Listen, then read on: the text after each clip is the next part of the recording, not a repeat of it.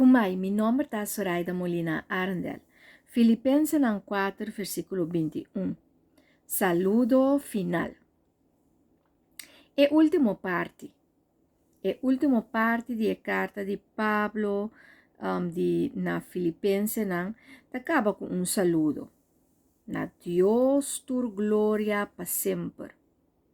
Pablo estava aqui de verdade para Deus ganha e glória.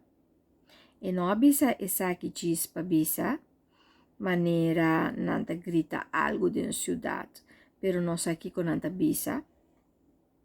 Pero ela bisa essa aqui de coração, passou de verdade e quer dar a Deus e glória. Amém. Amém que men assim seja. Esta uma afirmação para cada uma expressão com confiança e alegria. Nansa bisa assina ta, assina seja. Para afirmar a realização e a clausura de lo que pede Deus, ou lo que quer passa. Pablo acomendatur santo. Gente que está viva de acordo com a vontade de Deus e está pertenecendo a Deus, nós está chamando santo. Den Bíblia na inglês não usa a palavra saints. E tur gente que está seguindo Jesus e está fazendo sua vontade, está caindo a palavra aqui, o conceito aqui, saints. E nota para grupo elite só, pero para tur gente que está pertenece a Cristo. Ora Pablo acá será durante o Império Romano e boa notícia a passador de casa e o palácio de César.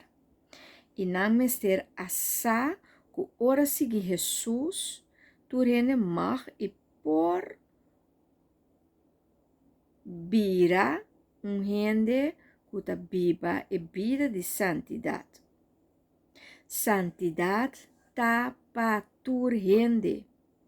Gente santo está viva santidade.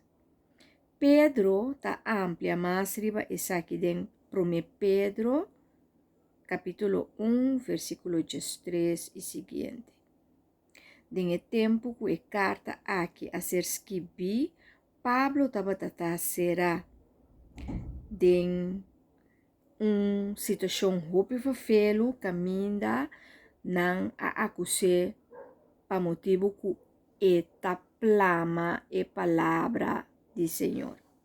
Pero durante o tempo, o ano, Pablo estava em contato com todo funcionário e servidor e trabalhador e cativo e palácio de César. E como imperador de Roma, estava imperador hopi cruel, que estava gente sinti malo, sinti sushi, que su prática malvado e caótico sem valor.